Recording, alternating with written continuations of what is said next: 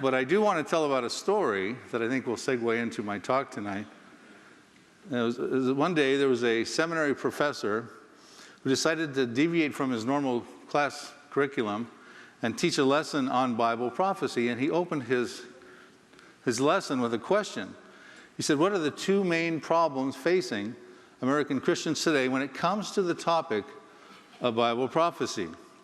And he looked around the room and he saw nothing but disinterest and apathy and no hands go up. So he repeated the question. He said, what are the two main problems facing American Christians today when it comes to the topic of Bible prophecy? And again, no response. So he looked around, he saw a gentleman, one of the students, fiddling around with his iPhone. He said, you fiddling around with your iPhone in the back, can you answer my question? What are the two main problems facing American Christians today when it comes to the topic of Bible prophecy? So the student stood up, put his phone down rebelliously on the desk and said, I don't know and I don't care. And the professor goes, exactly. That's the two main problems facing American Christians today. But you folks have set aside this weekend to come to this conference to travel great lengths because you do care and you do want to know. So I applaud you for that because there's so much to know right now when it comes to understanding the biblical perspective. So the next prophecy is book 2 in the trilogy. The first book was the Now Prophecy. Some of you may have got that book or be familiar with it. The Now Prophecies, the theory is there's a couple thousand verses of unfulfilled biblical prophecies, and when they do start to find fulfillment, they will not find fulfillment all at the same time. They will happen in a successive order. So I categorize them into 3 categories. The Now Prophecies are prophecies that lack preconditions.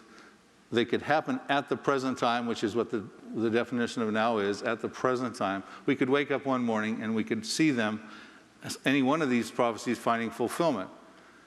And they are, for instance, a disaster in Iran, probably nuclear, dealing with Jeremiah chapter 49, the ancient prophecy of Elam. Iran is also in Ezekiel 38, but I'm going to consider that a next prophecy, and I'll tell you why tomorrow. The destruction of Damascus in Isaiah 17 by the Israeli Defense Forces, we're told in verse 9 of Isaiah 17, it has caused the desolation by the children of Israel. The toppling of Jordan. Jordan and Egypt had peace treaties with Israel now, but I'm going to show prophecies tomorrow that show those peace treaties are not in place when we have some war prophecies forthcoming. Final Arab-Israeli War of Psalm 83. In the aftermath of that, the expansion of Israel. Little tiny Israel is going to grow into some more territory. And then the vanishing of the Christians, commonly called the rapture. These are just a few of the now prophecies that could happen at the present time.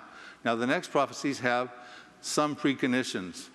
One or more significant preconditions prohibiting them from finding their final fulfillment. But they are stage setting. They are beginning to converge. They will start to happen, but they will happen, they'll wait in line to happen in the aftermath of the now prophecies as we kind of generally try to categorize these things. And they would include such things as the destruction of Russia in Ezekiel 38, at which point God will uphold his holy name in Ezekiel 39:7, let the nations know he's the one true God of the covenant-keeping God of the Bible. The decline of Islam, yes, Allah is about to lose his Akbar. And I'll talk about that more tomorrow, maybe a little bit tonight. The construction of the Jewish temple in Bible prophecy, we know that's coming. The harlot world religion of Revelation 17, Mystery Babylon, 144,000 Jewish witnesses. Revelation chapter 7, the rise of the Antichrist and Christian martyrdom. So I'm going to start by telling you what I'm going to talk about tonight. I'll give you a little list of things. I'm going to talk about, introduce you to a post-rapture, pre-tribulation time gap. There is a rapture, there is a time gap, and then there's a tribulation period. So we'll talk about that. The false covenant of Isaiah 28, verses 15 through 18, and Daniel 9:27. Many of you might not realize that Isaiah also has a proof text about the content of the false covenant, not just Daniel 9:27. So we'll talk about that. The traditional timing view of the seal judgments, and I'm going to deviate and also tell you an alternative timing view of the seal judgments that now I'm starting to adhere to. The identity of Mystery Babylon, the connection between the harlot and the pale horse, the fourth horseman. Is there a connection, and what would that be? The 3 periods of Christian martyrdom after the rapture, the 2 unholy killing crusades after the rapture, the coming greater, safer Israel, the tribulation temple we spoke about. I will talk about as many of those as I can tonight, maybe not quite all of them. Before I do, I want to caveat, one of the speakers here will be speaking after me, a dear friend, Dr. David Reagan, is the founder of Lamb and Lion Ministries, the co-host of Christ and Prophecy TV, and they have a magazine at Lamb and Lion called The Lamplighter Magazine. In May of 2017 edition, he wrote an article called Bill Solis, A True Eschatologist. Eschatology, eschatos is a Greek word for last or final. Ology is the Greek word for the study of the last days. And he complimented me on my research in Psalm 83 and Jeremiah chapter 49 with Iran and this gap I'm going to be talking about. But he said that I now have a name that people are starting to call me called the Star Trek Eschatologist. Because he says he boldly goes where no man has gone before. Okay? So now I take that to mean a couple things. One is I'm willing to uncover undiscovered or overlooked prophecies. I'm also willing to take a closer look at some existing prophetic interpretations to see if they might need to be re-examined. And tonight we'll be doing a little bit of both. But the reason I tell you that is because I do not want you to take some of the things you're going to hear tonight, I guarantee you have never heard before, and they will deviate from what you've been taught. So I do not want you to take my word for it. You need to be a Berean. We're told in Acts 17:11, these from Berea were more fair-minded than those in Thessalonica, in that they received the word with all readiness and searched the scriptures daily to find out whether these things were so. All right, are you ready to dare to go where no one has gone before? I got a video I'm going to play. Can you turn? Jesus Christ is coming back for his church. The Bible says in Matthew chapter 24, verse 42, watch therefore, for you do not know the hour your Lord is coming. I want you to know, church, that Jesus Christ could come this month, or he might come next week, or he could even come...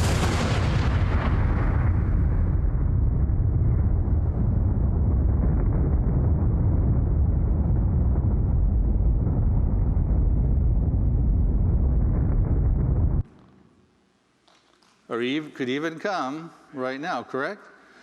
Well, let's pick up where this gentleman is now entering into. Jesus Christ has come. He has taken his bride out in the rapture event. This gentleman was probably sitting next to his wife, hearing about a pre-trib rapture. He did not give his life to Christ, and thus he has been left behind. We're going to call him Johnny. Now, Johnny is going to enter into the end times after the rapture. So what is Johnny's future hold? Now, I want to say before I start talking about who we're going to call Johnny, some of you may be saying, well, why would I care? I'm going to be raptured. I believe in Jesus Christ. I'm not going through that stuff. This is after us if you believe in Jesus Christ. However, it's important to note that, let me get a show of hands. Are there people in this room who have a loved one, a family member? It could be a parent, a child, a grandchild, a neighbor, someone in your sphere of influence that you know has not made a decision for Jesus Christ that you're very concerned about that may end up being a Johnny. Can I see a show of hands? Okay. Well, we all have that, it looks like, unanimously. So this is why we should care. So we're going to, every time we talk about Johnny as we go through this, think about that person that you just raised your hand for. So the traditional teaching is that Johnny would be left behind, and he would go into the 7-year tribulation period. There would be 7 years after the church age. That was commonly taught and thought about. There'd be no gap. He would simply go in. But we're going to talk about a gap. A post-rapture, because it happens after the rapture, pre-tribulation time gap, because it happens before the tribulation period. Now, in November, it was in 2011, I sent an email to Tim LaHaye, you know, Tim LaHaye, the great Bible prophecy teacher who passed away in 2016. And I asked him what he thought about this gap. And he said, pre-trib scholars are not agreed on whether the rapture starts with tribulation. Nothing in Scripture says it does. Daniel 9:27 says the Antichrist will confirm a contract with Israel for 1 week or 7 years, which leads me to believe that starts the tribulation. There is a high possibility that the rapture could take place prior, but only God knows how long. So let's look at this on the timeline. Okay, here's a picture of Gary Stearman. Now, we all think Gary's born again and going to be raptured, right? I can't think of a better candidate to put on that timeline representing the church. Oh, wait a second here. I got ahead of myself. Heavenly Father tells Jesus Christ to go get your bride. Christ descends from heaven with a shout, the voice of an archangel, with the trumpet of God. Gary goes up. Who wants to go up with Gary? Okay. Well, we all do. And we hope that all of you will in this room, that you're not a Johnny sitting here amongst us tonight. But what happens with Johnny? He gets left behind, and he goes forward into this post-rapture, pre-tribulation time gap. And now take your first note here. I'm going to say he might become a fifth seal saint. Now, some of you are going to go, well, wait a minute, Bill. The fifth seal saints are all in the tribulation period. All the seals are in the tribulation period. That is traditional teaching. Matter of fact, I'll quote John Wolverd, who's on the traditional teaching of the seals. He says, these, it's talking about the fifth seal saints, these are obviously martyrs mentioned in more detail in Revelation 7. This makes it clear that the souls will be saved in the great tribulation, but many of them will be martyred. So that is part of the traditional teaching about the timeline of the seal judgments. And so we're going to talk about that and compare an alternative view. But when it comes to the gap, this is not my invention. There are many people who believe, besides Tim LaHaye, that there is a gap. Gary Stearman and I have talked about this many times. Dr. David Reagan, you see the list up there. Billy Crone, Andy Woods, Hitchcock, Rhodes, some of the speakers here. And some of them believe, like Gary Stearman, I'll give you a quote on Reagan in just a minute, myself, believe that that gap could actually be for a period of a year or two or a few years. And so if that's the case, well, what will that mean for Johnny? What will he start to experience? It'll be an incredible time, folks, and we'll go through that. Here's what Dr. Reagan says. He puts this in that True Eschatologist article. He says, all this focuses on the gap period between the rapture and the beginning of the tribulation. This is a much-needed study since most people seem to assume that the tribulation begins immediately after the rapture. The fact of the matter is that the tribulation is triggered by the Antichrist confirming a covenant made with Israel, and that could happen months or even years after the rapture. Okay? So let's put our head around that. It could happen maybe years after the rapture, and what would that mean? Well, what are the things that would happen in this gap? I'm going to list a few things here. There'll be lying, signs, and wonders, unrestrained lawlessness. Hey, millions of Christians just disappear. That's a supernatural event. That is going to flip the world out. And all of a sudden, Satan is no longer going to be restrained from unleashing supernatural deception. There'll be lying, signs, and wonders, unrestrained lawlessness. It'll be a time when the paranormal will be the new normal, the supernatural will be the natural. It will not be like we have right now. Johnny has to face that. The proof text for that is 2 Thessalonians 2, verses 7 through 10, which says, for the mystery of lawlessness is already at work, and he who now restrains will do so until he is taken out of the way. And then the lawless one, the Antichrist, will be revealed, whom the Lord will consume with the breath of his mouth and destroy with the brightness of his coming. That's the good news. Jesus Christ will take him out.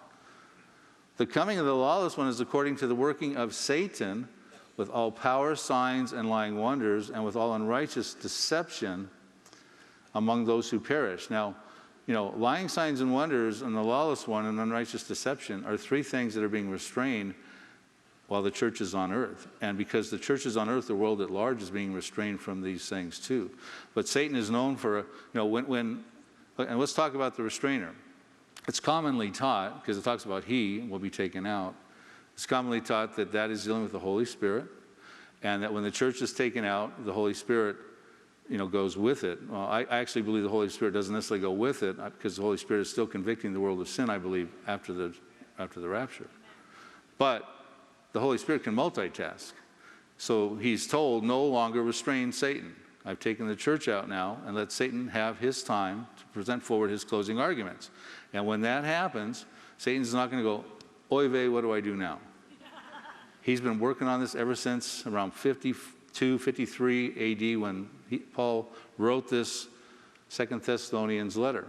So he's known, he's been working on it, and he's going to move in rapidly, in my estimation, once he is no longer restrained, to deceive the world through supernatural deception. So what else goes on? Well, there's going to be the revealing of the lawless one. We just read that. That's in the first seal. The Antichrist, he emerges in the first seal. Again, now the traditional timing would be that's where the tribulation starts. We'll compare that to the alternative view. Then you got the second seal, pieces taken from the earth, fiery red horsemen, famines and pestilences and scarcities ensue in the third seal. There'll be a global order and religion in the fourth seal. The harlot world religion could fit right there. We'll talk about that potential. Christian martyrdom of the fifth seal saints. There'll be a mysterious message put forward by the 144,000 witnesses that's inherent in the ordering of their names. It's in my book. I might not have time tonight to talk about that. There'll be an overflowing scourge that gets perpetrated that will really upset Israel and concern them and panic them. And that is what drives them to the negotiating table to participate in the false covenant. And then will be the drafting of the false covenant. And then, of course, will be the tribulation period. Now, you notice I got the seals in the gap. At least the first 5. That's the alternative view, and we'll talk about that. But let's talk about the traditional timing view of the seal judgments first. The rapture has occurred, and thus the church age has ended. The church is in heaven when the seals happen on the earth. The seals are opened soon after the church has been raptured. The opening of the first seal begins the 7-year tribulation period. The seal judgments happen in successive chronological order. Each seal is related to the one that precedes it. So, for instance, peace is taken from the earth. There's wars in the second horseman. There's famines and pestilences, a byproduct of wars that follow, and the third black horseman. And then all of the seals happen within the tribulation period. Now, I was going to bring up Billy Crone's book on the seals, and he's got a DVD package on it. I've read his book. I love it. His research is incredible. It's one of the better books out there right now, lately put out there about the traditional view of the timing of the seals. So I highly recommend that you read it. And you can confirm what I'm saying here, that he's also got a lot of that about the traditional timing in his book about the seals. So let's look at 2 of those, though. The opening of the first seal begins the 7-year tribulation period. That is the traditional timing view. And all of the seals happen within the tribulation period. So let's ask ourselves a few questions. If the first seal starts the 7-year tribulation period, how soon after the rapture is the first seal opened? That's the same day, a week later, a month later, a year or years later? When is the scroll in Revelation chapter 5, when the Lamb, Jesus Christ, opens the scroll and the seal judgments come out and the trumpet judgments follow and the bowl judgments follow? When would that happen? You know, and so if the first seal is opened promptly, as many people believe, that means the tribulation has to start promptly. That means the gap would be very short-lived. So, you know, we need to ask ourselves that question, because if it is a period of time, don't you think things will be quite crazy out there in the world? I mean, millions of Christians have disappeared, supernatural deceptions are being perpetrated. So let's just put that into our thinking caps as we go forward. Now let's talk about the first seal, the white horseman. We're told, Revelation 6, verses 1 and 2, that now I saw when the Lamb opened one of the seals, and I heard one of the 4 living creatures saying with a voice like thunder, "Come and see." And I looked, and behold, a white horse. He who sat on it had a bow, and had a crown was given to him. And he went out conquering and to conquer. Now, the Antichrist is going to be involved in a 3-fold career. We'll talk about that in a moment. This is where he comes on the scene. It's commonly taught. This is talking about the emergence of the Antichrist on the scene. And, of course, now since the tribulation starts here according to the traditional timeline of the opening of the seals, and this starts the tribulation period, this is where he must confirm the false covenant. Remember, Tim LaHaye said this is, and David Reagan said, it's the covenant getting confirmed that starts the tribulation period. Now, so let's talk about that covenant. Daniel 9:27. Then he, the Antichrist, the white horseman, shall confirm a covenant with many for 1 week. That would be a week of 7 years. But in the middle of the week he shall bring an end to sacrifice and offering. And on the wing of abomination shall be one who makes desolate, even until the consummation, which is desolate, is poured out on the desolate. Okay, so what does the first seal, the opening of the first seal signify? Well, one, lawlessness is no longer being restrained. The Antichrist can embark upon his 3-fold career. He will be a political leader. According to Daniel 9:27, we just read, Israel will trust him to confirm a covenant. That's going to be a mistake for them, but they will trust him. He'll be a political leader. He'll be a military leader. We find out in Daniel 7:24 that he subdues 3 kings. And in Daniel 11, verse 40, a king from the south will attack him, and a king from the north will come against him like a whirlwind. But the Antichrist will overwhelm them. So he's winning wars. He's a military leader. But he's also a supreme religious leader, because in Revelation chapter 13, verses 15 through 18, we find out that the false prophet is going to make an image. They're going to force people to worship him. No one will be able to buy or sell unless they take a mark in his right hand or in his forehead. So he has it upon their forehead. So he's got a 3-fold career. It also signifies that the false covenant of Daniel 9:27 could be confirmed here with the opening of the first seal. Israel's on the scene, and now the Antichrist is on the scene. Two important parties, but who's the other party? Are they on the scene yet? We'll talk about that.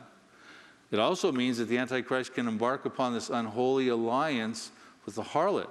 It can be formed now because now he's on the scene. The harlot, we're told in Revelation 17:3, Mystery Babylon, the harlot sits on the beast. So they form a relationship. And we're told in Revelation 17:7, the beast carries the harlot.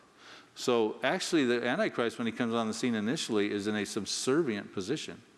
He is playing second fiddle to the harlot. He's in a relationship, an unholy relationship with this, we'll say, church and state relationship. Now we talk about confirming a covenant, and that's all we're told he does. He might draft the covenant. He may be a party of it. But all we know from Daniel 9:27 is that he confirms the covenant, and Israel trusts him like a political leader. So here's a couple examples of that. You had Jimmy Carter. Remember, he was with Anwar Sadat and Menachem Begin, the Egyptian treaty in 1979. You had Bill Clinton with Hussein of Jordan and Rabin of Israel, did that treaty in 1994. So we can see that this individual will be trusted by Israel to confirm some form of a covenant. Now let's talk about why the traditional timing view is set on this is where the tribulation starts. It comes from a major and a minor premise. The major premise behind this teaching is that Daniel's 70th week cannot commence until the covenant of Daniel 9:27 gets confirmed by the Antichrist. Okay, that's commonly taught. I agree. The minor premise is that that covenant can't get confirmed until the first seal judgment gets opened and the Antichrist appears. So that's how we derive that conclusion. The Antichrist is on the scene. He can now confirm the covenant. This must be where he does that. That's logical, but is it really practical? We're told he's given a bow. He's given a crown. He's going to go forth conquering and to conquer. Now, is this talking about the summary of his career or the introduction of his career? So we need to think through that. Now I'm going to introduce the alternative view of the first seal. And here's what I would say. Wouldn't it be wonderful if Revelation 6:1 said this? Now I saw when the Lamb opened one of the seals, and I heard one of the four living creatures saying, and he said unto me, therefore, when you see the prince who is to come confirm the covenant, Greek word diatheke, between Israel and many, as spoken by Daniel the prophet, then know that the 70th week has begun, Revelation 6, wishful thinking. Wouldn't it be nice if that's what that said? I mean, in Matthew 24, verses 15 through 16, speaking about Daniel 9:27, Jesus says, when you see the abomination of desolation spoken by Daniel the prophet standing in the holy place, whoever reads it, let him understand, then let those who are in Judea flee to the mountains. So it really could have said real clearly, hey, this is where the diatheke, the covenant, is confirmed, but it doesn't. The text does not specifically say that. And diatheke is the only suitable word in the New Testament, the Greek word diatheke. It's used 33 times for this covenant. It is the word used for the Abrahamic covenant in Luke and in Acts. It's the word used for the new covenant in Matthew 26 and Mark 14, Luke as well. Diatheke is the Greek translation of the Hebrew word for covenant, which is berieth. Berieth is used 260 times in the Old Testament to identify the Noahic covenant in Genesis 9, the Abrahamic covenant in Genesis 15 and elsewhere, and the other important related covenants. But also, most importantly, it is the specific word used for the covenant referenced in Daniel 9:27. Folks, it does not appear in Revelation 6:1 and 2, diatheke. So that's my first glaring problem that I have at this point with the traditional timing view. That's where the tribulation starts. But there's more. So now the traditional timing view and the alternative view pretty much should read similarly on the second and third horsemen of the sealed judgments, whether they happen in the tribulation or in the... And by the way, I'm just trying to tell you, I'm not dogmatic about the alternative view. Far be it from me to question John Wolvert and Tim LaHaye and many of the speakers here and say they're wrong. All I'm saying is they might not be right. So we'll talk about the second seal. This is when peace is taken from the earth. Remember, supernatural deception's going on, and the lawless one is coming onto the scene. Peace is taken from the earth. When he opened the second seal, I heard this second living creature say, come and see. Another horse, fiery red, went out, and it was granted to the one who sat on it to take peace from the earth and that people should kill one another, and there was given him a great sword. That's commonly taught this could represent world wars. This could be India going at Pakistan. If Ezekiel 38 hasn't happened, maybe it could happen here. That's a major war. Peace would certainly be taken from the earth at that point. So we have world wars more than likely going on. Peace is taken from the earth. And of course, the result from that, the consequences would come one of the darkest periods, times on the earth, where we have the black horseman now come, talking about famines and scarcities. And when he opened the third seal, I heard the third living creature saying, "Come and see." So I looked, and behold, a black horse, and he who sat on it had a pair of scales in his hand.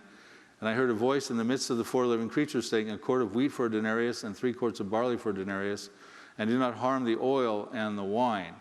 So like I say, the darkest times on the earth, a denarius was a day's wage. It's going to take a man 2 days' wages in this bad environment when famines and scarcities and pestilences are occurring to just get a gallon full of barley and wheat to survive. But it does say, do not harm the oil and the wine. In other words, there'll be an increasing disparity, in my estimation, between the rich and the poor. You don't want to hurt the economic engine that's going to have to drive this economy, this world economy, back into place. And so it's interesting. Now, Billy Crone's book is incredibly good about what these 2 seals could mean, how severe they could be. Incredible research. And then we get into the fourth horseman, and this is where we get into some interesting things. When he opened the fourth seal, and I heard the voice of the fourth living creature saying, "Come and see." So I looked, and behold, a pale horse, and the name of him who sat on it was Death and Hades. They followed with him, Hades followed with him, and power was given to them over a fourth of the earth to kill with sword, with hunger, with death, and by the beasts of the earth. And power was given over them over a fourth of the earth to kill. Now here, the traditional timing view would say this culprit, Death and Hades, whoever they represent, we're going to put a face on them tonight, attempt to. They kill a quarter of the earth. Whatever's left after the rapture, whatever's left after the death and famines and the second, third horseman, John Wolford says there could be 1 billion people at that time. I think Billy Crone even says maybe even 2 billion. And they believe that a quarter of the earth will be killed, maybe 1 billion people or 2 billion people. Now, let's see if that is really what it says. Okay? Let's compare that to what it says in the 6th trumpet judgment, an entirely different judgment. But here's what it says, saying to the 6th angel who had the trumpet in Revelation chapter 9, verses 14 through 15. "Release the 4 angels who are bound at the great river Euphrates." So the 4 angels who had been prepared for that hour, day, and month, and year were released to kill a third of mankind. So the 4 angels being released are on a mission to kill a third of mankind in the 6th trumpet judgment.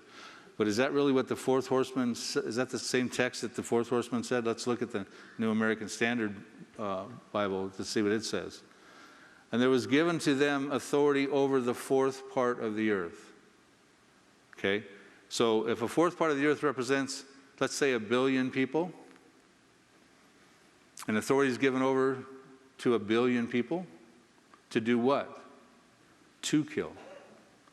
With sword, famine, and with death, and the beasts of the earth. And sword and famine and pestilences have already been just being displayed in the second and third horsemen. So there, in my estimation, this is representing a global network. This is not representing they're killing a quarter of the earth. That's not, to me, what the text says there. So another deviation between the traditional timing and this, because I think that's a pretty big difference. If someone has control over a quarter of the earth to exercise their counterfeit gospel or whatever, and to kill people who don't come into compliance with it, at a time when the world is running amok, and somebody has to be called on to rein in some normalcy again. Remember, it's bad out there, wars and famines, pestilences. Well, that billion number, let's just look at that for a minute. Let's take a look at the Vatican for a minute. They've got 1.2 billion Catholics presently right now. And so let's see if perhaps, they don't even believe in a rapture, by the way. They're all millennial. And amillennium, according to their definition, versus premillennialism, amillennium is the belief. So before I read this, so if a rapture happened, and the Pope got left behind, and the cardinals and the priests got left behind, they would not be surprised, because they consider themselves, they're replacement theologians. They believe God's done with the Jew. They believe the Jew were the children of the promises, but the Catholic Church is the one true church. and the children of the fulfillment of those promises. They can't be taken from the earth in a rapture in order, because their call to duty is to be and restore the kingdom and deal with things like the wolf will lay down with the lamb, the young child will put his hand in the cobra's den. So in other words, they will not be surprised if they're left behind. Amillennium is the belief that the prophesied messianic kingdom of Jesus and the Old Testament is being fulfilled now in the church. It comes from the belief that Israel's promises are to be fulfilled in the church, replacement theology. Amillennialism is in opposition to premillennialism, which believes that Jesus will come back to reign for a literal 1,000-year kingdom on the earth. So there's a difference in their theology and their teaching. They have an important role, and they cannot be removed from the earth, and nor are they expecting to be. Matter of fact, I've got a DVD out there, a teaching that actually show in relationship to their prophetic application to the letter of the church of Thyatira that they are going to be left behind, the institution. Now, that doesn't mean a lot of Catholics won't be raptured, and I hope a lot will. But the institution, in my estimation, we have scriptural evidence that they will be left behind, and they will be cast into the great tribulation, and it says, and I will kill her children with death in the great tribulation. And I'll be teaching a lot on this on Sunday. So let's look at that. Church age. There's the Pope representing the Catholic Church there. They end up being left behind as an institution. They go into the gap. What will their role be? Will they be the harlot? Some of us believe that's the case. What will they be fueled by? There'll be supernatural powers, signs and lying wonders. The harlot goes to bed with the Antichrist. Ultimately, they end up in the Great Tribulation. What happens, we're told in Revelation 17:16, is that after the harlot has run her course and becomes problematic, 10 kings will come together and desolate the harlot. And they will give their power and kingdom to the beast, the Antichrist, and then you have his period of time. And I'll break that all down in my Sunday talk. Okay, so just a little thinking there. Is a quarter of the earth being killed? Or is it someone has authority over the quarter of the earth? Catholic Church has over 3,300 cathedrals. They're in over 47 Muslim countries. 1.2 billion Catholics right now. Let's say about 1 billion of them get left behind, a fourth part of the earth. We'll see what happens. We won't see, but Johnny will. Isaiah 28, let's talk about that. Let's pull our mind off of just Daniel 9:27 and look at the other proof text about the false covenant, because it gives us some indications of why Israel gets involved in that covenant. Isaiah 28, verses 14 through 15. Therefore, hear the word of the Lord, you scornful men who rule this people who are in Jerusalem, because you have said, we have made a covenant with death, and with Sheol we are in agreement. When the overflowing scourge passes through, it will not come to us, for we have made lies our refuge, and under falsehood we have hidden ourselves. So let's find out here's what Dr. Arnold Fruchtenbaum says about that. He's a Messianic Jew, graduate of Dallas Theological Seminary, a great Bible prophecy teacher. I highly recommend you get his Footsteps of the Messiah book.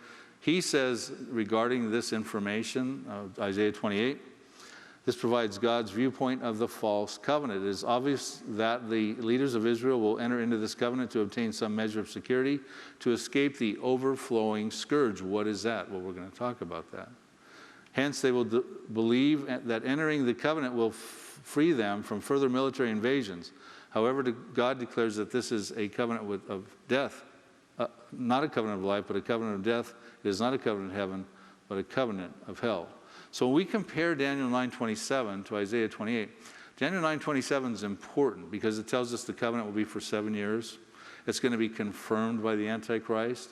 It's likely to have something to do with the enablement of the temple sacrifices and offerings again. And that in the midpoint, the Antichrist will actually go in and break that covenant. He's going to go into the temple and do an abominable act. But that doesn't tell us some of the things that we needed to know from Isaiah, who wrote about the covenant even before Daniel did, about 120, 30 years or 40 years prior. Isaiah tells us who these signatories are. It's Israel and death in Sheol. Well, who are they? We got to put a face on them because you can't make a covenant with an intangible spiritual scenario. What about Israel's motivation to avoid an overflowing scourge? That's what draws them to the negotiating table in the first place. Israel's participation in the pact involves lies and falsehood. In other words, they're signing on to the false covenant knowingly deceitfully. In other words, they're not buying into what the other party is doing. It's politically expedient, we'll talk about that in a minute, for them to be party to this covenant. We'll talk about why that is. So here's my comparisons. The traditional timing view of the seal judgments. The false covenant gets confirmed and the tribulation begins with the first seal is opened. We talked about that. The alternative view would suggest the timing is the false covenant is not likely to get confirmed until sometime after the fourth seal is opened, because that is when the other signatory to the covenant, death and Hades, arrives and the overflowing scourge gets perpetrated.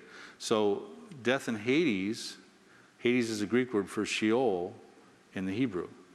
So do we have a correlation here? Are the fourth horseman, the pale horseman, death and Hades, actually the signatory, the other signatory of the false covenant, death and Sheol in Isaiah 28? And if so, what is the overflowing scourge they're perpetrating? And why would Israel be involved with that? What are they concerned about that?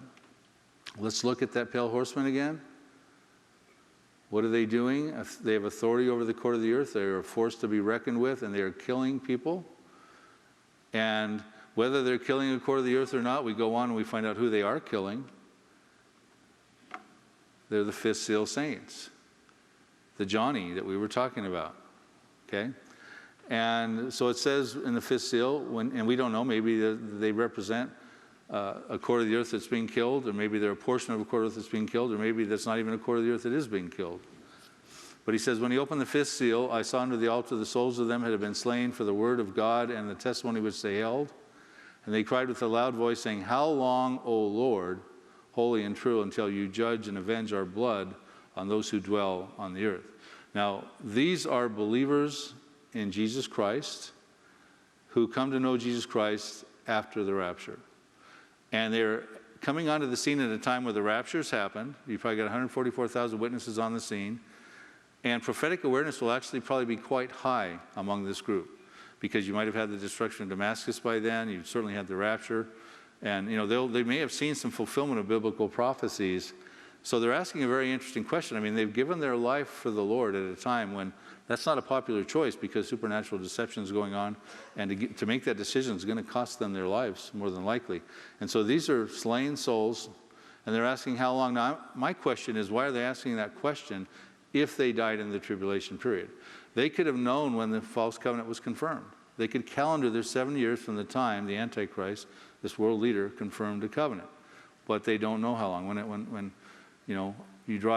a father drives his kids to a vacation to Disneyland, and this isn't a great analogy, but they're getting tired and frustrated. They go, how long till we get there? Why are they asking? Because they don't know.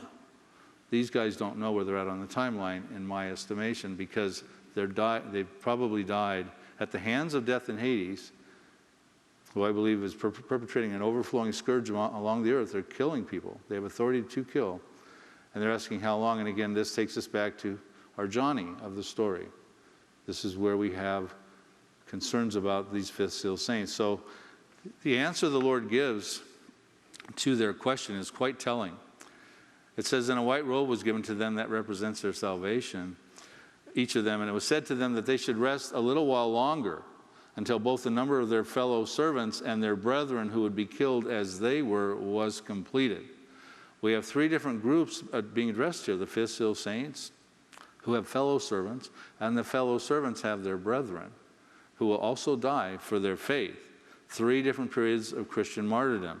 Now, Johnny has entered into, he's no longer in the church age, the age of grace. He has entered into the patience of the saints period. We find a couple of verses on that in Revelation 13 and Revelation 14. It says, he who leads into captivity shall go into captivity. He who kills with the sword must be killed with the sword. Here is the patience and the faith of the saints. And this one is more powerful. Revelation 14, 12 through 13. Here's the patience of the saints. Here are those who keep the commandments of God and the faith of Jesus. Then I heard a voice from heaven saying to them, Right, blessed are the dead who die in the Lord from now on. They're blessed and they die in the Lord. I mean, Christian martyrdom is major during this time period. And yes, the Spirit says that they may rest from their labors and their works will follow them. So let's talk about these three periods of post-rapture Christian martyrdom. The fifth seal saints, the fellow servants of the fifth seal saints, and the brethren of the fellow servants of the fifth seal saints. Who kills them? and at what periods? Well, I'm going to venture to say, and again, you're not going to take any word I say as gospel truth because you're going to be a Berean. And I doubt that anyone has ever said what I'm about to show you, except I said this last year here. I believe the fifth seal saints are killed by the harlot world religion, and I'm going to show you a verse that says she's drunk with the blood of the saints and the martyrs of Jesus. I believe their fellow servants are also killed by the harlot in the first half of the tribulation. Then the harlot gets desolated by the 10 kings, and then the brethren who die, who will actually be beheaded by the Antichrist, are killed by the Antichrist in the Great Tribulation, the second half. So here's how this would play out. Gary goes up. Got to keep reminding the good news because we can't forget that, right? This is all after us. Then Mystery Babylon, we've got the harlot is drunk with the blood of the saints and the martyrs of Jesus. That gives way to ultimately the beastly beheadings of the Antichrist. Fellow servants, the fifth seal saints, fellow servants, and their brethren. So let's look at the two killing campaigns in the end times, the unholy killing campaigns that are going on. Because if there's only two, and then I only find in the book of Revelation 2 unholy killing campaigns of Christian believers that come to know the Lord afterwards. If there's only two, we can pretty much identify who they are. Unless there's another one that I'm not thinking of, or you guys find, let me know. But the pale horseman, death and Hades, has authority over a quarter of the earth. I'm going to connect that with Mystery Babylon, the great, the mother of harlots and the abominations of the earth. And when John saw this woman, the harlot world religion, drunk with the blood of the saints and with the blood of the martyrs of Jesus, blood of the saints in the past, blood of the martyrs of Jesus in the future, when I saw her, I marveled with great amazement. So death and Hades is killing fifth seal saints. The harlot world religion is drunk with the blood of the martyrs of Jesus. We might have a correlation there. That is one unholy killing crusade after the rapture. Is death and Hades riding the pale horse? I'm going to suggest to you, and I give other reasons in the book for this argument, that I think so. Who's the other killing campaign? Well,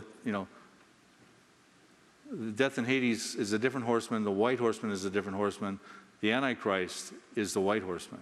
He's killing people. We told in Revelation 13, when he's got his time in the sun after the harlot's been desolated, that he was granted power to give breath to the image of the beast. The false prophet gives power to the image of the beast and causes as many brethren as would not worship the image of the beast to be killed. And here's how they're killed: for not taking the mark of the beast. In Revelation 20, verse 4, then I saw the souls, I'd say the brethren of the fellow servants, of those who had been beheaded for their witness to Jesus and for the word of God, who had not worshipped the beast or his image and had not received the mark on their foreheads or on their hands. Now remember, the harlot and the Antichrist are in a ungodly, unholy relationship. And that happens pretty much, I believe, out of the gate after the rapture.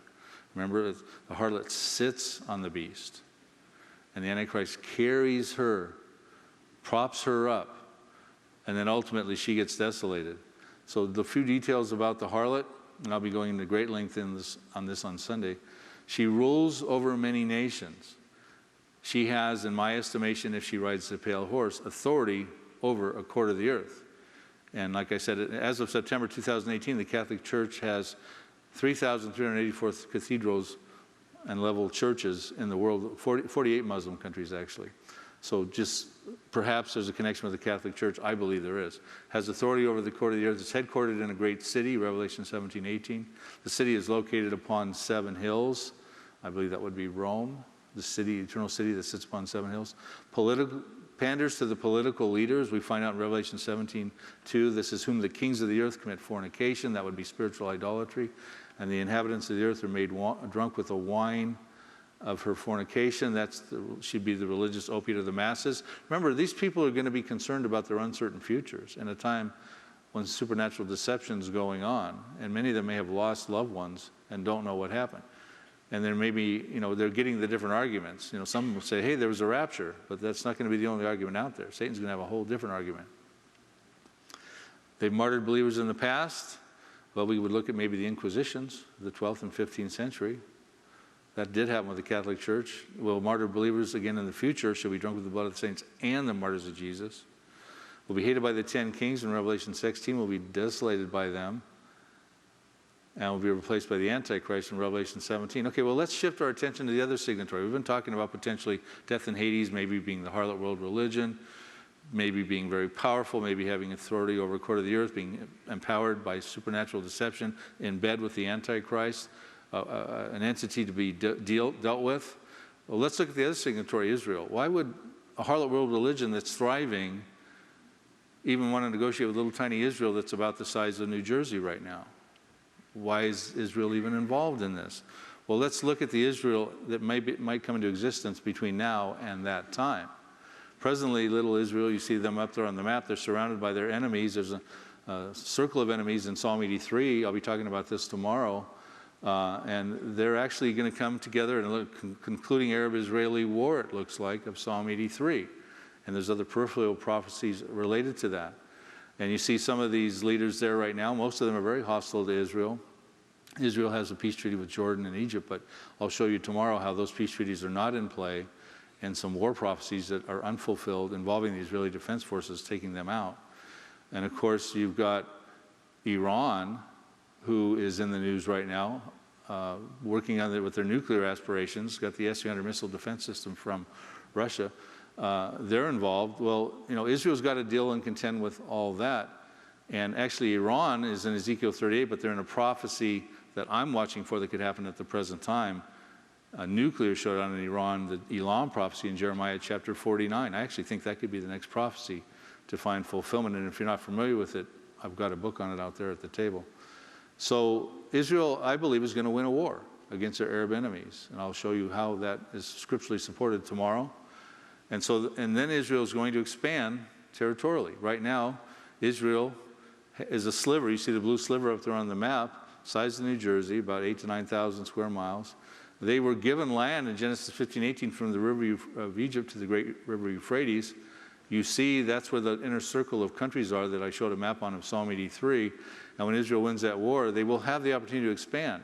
Matter of fact, you could actually fit 36 Israels, the size of today, into that promised land, roughly about that many, when we understand the boundaries of the promised land. Now, I don't suspect that after Israel defeats Arab enemies, they're going to go take over all that land.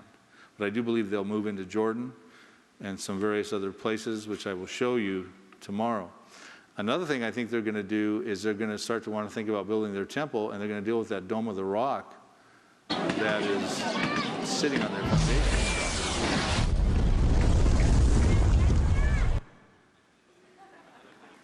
So that's going to go. That's got to go.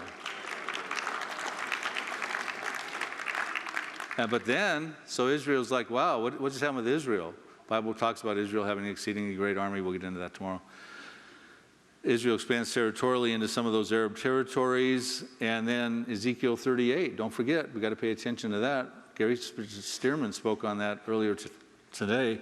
Russia, Turkey, Iran, they're going to come together with the coalition of 9. Ezekiel 38 come down to Israel for plunder and booty. It's going to be way too formidable of a offense for Israel defense forces to fight. But that Israel's defense forces are not going to fight it. God is going to supernaturally stop them with a great earthquake.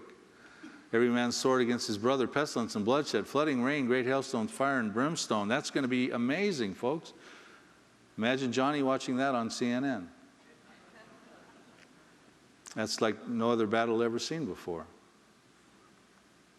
And then it goes on to talk about the Israelis will burn the weapons for 7 years, and that's why many of us believe this is a pre-tribulation event. Because if you look at the timeline up there, Israel in the first half of the tribulation, they feel they're dwelling at peace, in a pseudo-peace. They could be converting those weapons into fuel, burning those weapons, no problem. But if you understand the second half, and even Jesus tells them to flee when the abomination of desolation happens, 3.5 years of great tribulation, they're actually fleeing from the Antichrist, not necessarily having time to burn weapons and convert fuel. Matter of fact, they'd probably pick up the weapons to defend themselves in flight. So the theory would be they could burn the weapons for 3.5 years before the tribulation, 3.5 years into the first half of the tribulation, but not necessarily any further from that point forward. They'll be burying a burial ground called Hamon-Gog, which I believe will be east of the Dead Sea. I'll get into that tomorrow. They'll be burying the dead for 7 months, and the world will, and Israel will gain renown when their God has stopped that formidable force and they're burning the weapons and burying the dead. It says Israel will gain world renown. Now that Israel needs to be dealt with. And so Israel's going to trust the Antichrist. The harlot's going to trust the Antichrist. They're already in bed together. The two signatories of the false covenant. Israel is going to want to build their temple. And I'm going to show you why I believe that's the true content of the false covenant in just a moment. And so you got two formidable parties on the world scene at that point that have a relationship with the Antichrist. So why did the Jews come to the bargaining table? Remember, an overflowing scourge. They want to be protected from that. Well, Mystery Babylon the Great, the mother of harlots and the abominations of the earth, who has authority over the court of the earth to kill, if I'm correct. John saw her drunk with the blood of the saints and the martyrs of Jesus, and the Jews are concerned they don't want to be also the blood of the martyrs of the Jews, because they will not buy into whatever false counterfeit gospel the harlot's teaching. They're going to want to reinstate their Mosaic law, build their temple, and reinstate Judaism. They're not going to buy into this other stuff.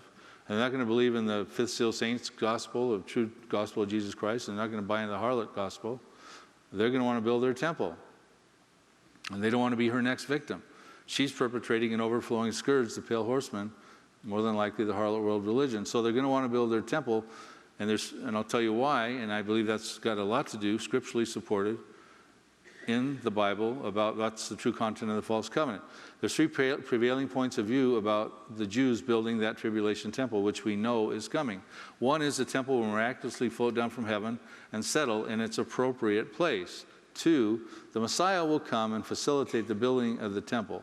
Well, remember, time is of the essence then, and they're not going to be able to sit around a lot longer and wait for some mystical temple to come down. And so that's not a viable option for them. The Messiah has already come in the format of Jesus Christ, so he's not going to come again for this purpose so they can build their temple, right? So the third alternative is one we're going to look at. The temple will be built and the Messiah will come. Now, they want the Messiah to come, so they'll build the temple. Because when the Messiah comes, he's going to lead them into their messianic kingdom, which is the high point of Old Testament prophecies. It'll be reinstated, kind of a Garden of Eden, utopian conditions again. And the Messiah will come, and they don't believe it's Jesus Christ, and he will get rid of the harlot world religion problems, all this error in the world, because he will then set up the Messianic kingdom. That's what they want.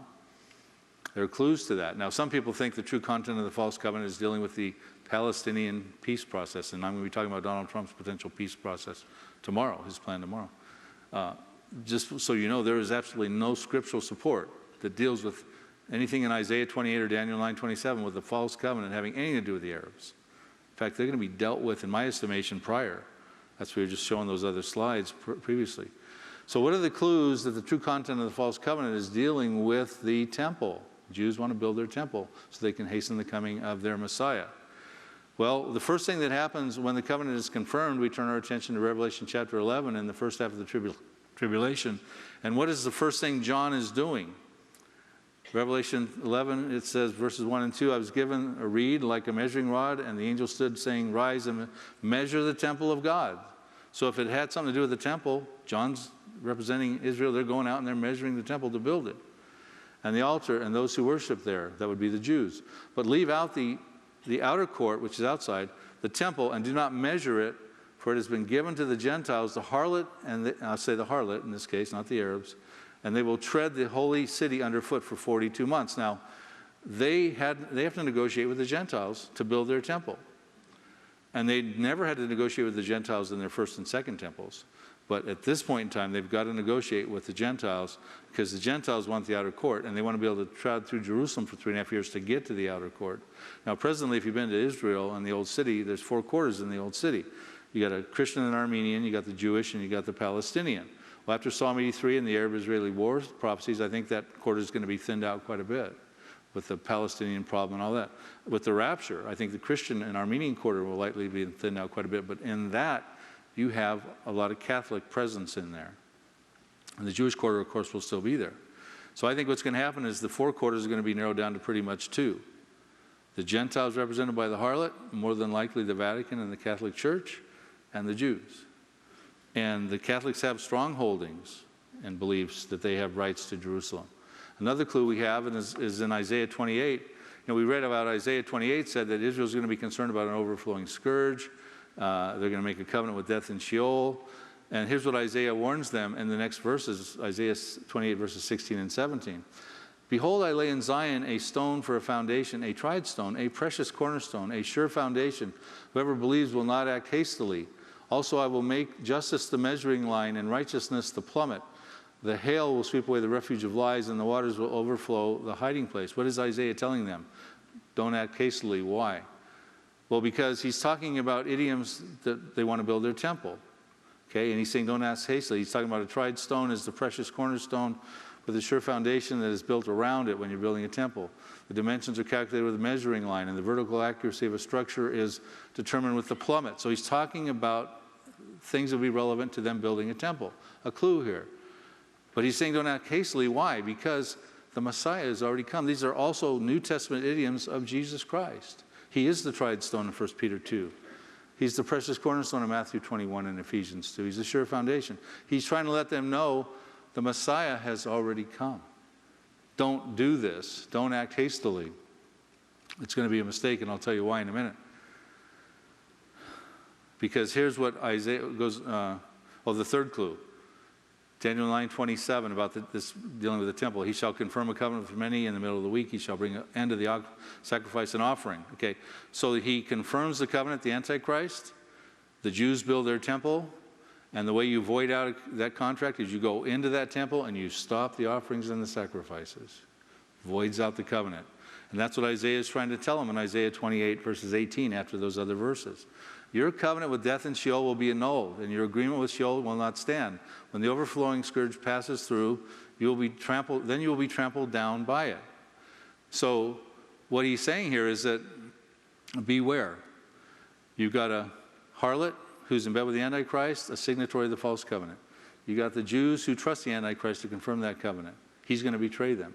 The 10 kings are going to take out one of the signatories. They're going to desolate her in the middle of the tribulation. Antichrist is going to come to power. He's going to go into the temple. And Jesus said when that Antichrist goes into the temple and stops those sacrifices, you guys better flee, because what's he going to do?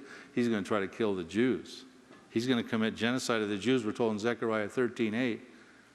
And it shall come to pass in the land, says the Lord, that 2/3 of it shall be cut off, and but 1/3 shall be left in it. It is a warning from Isaiah to not enter into this covenant hastily, because it's going to backfire, and the overflowing scourge is going to overtake them. But not by the harlot at this point. It's going to be the Antichrist. The sixth seal tells us that the wrath of God has clearly come. And he says, my suggestion to you is that maybe the tribulation starts with the first seal, but maybe the alternative view is worth looking at. It deserves an honorable mention. Maybe it doesn't start, and I'll show you why in just a minute, until sometime after the seals are open, some of the seals. But clearly the sixth seal, the wrath of the Lamb, has come. Revelation 6, verses 12 through 17. I looked, we opened the sixth seal. There were these cosmic disturbances. Mankind, everyone, free and slave, rich and poor, were trying to hide in caves. Fall on us and hide us from the face of him who sits on the throne and from the wrath of the Lamb. For the great day of the wrath, his wrath has come, and who is able to stand? So clearly by then, the wrath of God has come. So by way of review, as I close, Gary goes up. Johnny goes over. I believe he becomes a fifth seal saint. He doesn't know that the confirmation of the false covenant has happened yet. He asks how long? Until his blood is avenged. He faces lawlessness, supernatural deception, world wars, famines, pestilences, and scarcities, global religion, unholy alliance between the harlot and the Antichrist, Christian martyrdom, and the confirmation of the covenant ultimately comes together. Now, if Johnny is not made his decision yet, and there's supernatural deception going on, and he's thinking, well, the first thing I need to watch for now is there's going to be a covenant confirmed by the Antichrist with Israel. I better be watching for that, and then I'll know the biblical narrative is correct. But what if that is not what happens in the first seal? What if all these other things start to go on that lead to that? So I don't know. It's maybe not a really big deal, but to my estimation, it's kind of like I think getting the timing correct is important. So I would say that strike one from my perspective on the potential pitfalls of the traditional timing of the seals is the text of Revelation 6, 1 and 2 does not specifically state that the covenant, diatheke, of Isaiah 28:50 and 9:27 gets confirmed by the Antichrist when the first seal judgment is confirmed. I know a lot of the traditional timing people will say, well, Matthew 24 parallels Revelation 6. And I addressed that in the book as to why I think it might, but it doesn't necessarily confirm the fact that that's when the tribulation starts. Strike 2. The other signatory of the false covenant, death in Hades, is not on the world stage perpetrating the overflowing scourge until the fourth seal judgment is open. Perhaps strike 3. The fifth seal saints ask, how long, O Lord, holy and true, until you judge and avenge our blood on those who dwell on the earth? This implies that the false covenant has not yet been confirmed, and thus the tribulation period has not yet commenced. So if Johnny survives the fifth seal saints, not being martyred perhaps in the gap by the harlot, he's got to go forward and to be amongst his fellow servants in the first part of the tribulation. If he survives that, now he's got to deal with the Antichrist, who's going to behead people. So now do you know why we're concerned about Johnny? Because Johnny could be going through this at any given time. So I'm going to say, as a pre-gap rapture believer, pre-trib rapture believer, because that's the gaps before the trib, that we shall be saved from the wrath. We don't want to have anybody be a Johnny here. We can be saved from this wrath through him that's coming in Romans 5. Jesus, who delivers us from this wrath to come. In 1 Thessalonians, God did not appoint us to this wrath. 1 Thessalonians 5, verses 7 and 10. We'll be kept from the hour of trial given to the letter of Philadelphia representing the tribulation. And therefore we can comfort one another, us who believe in Jesus Christ here, with these words. All right, thank you very much.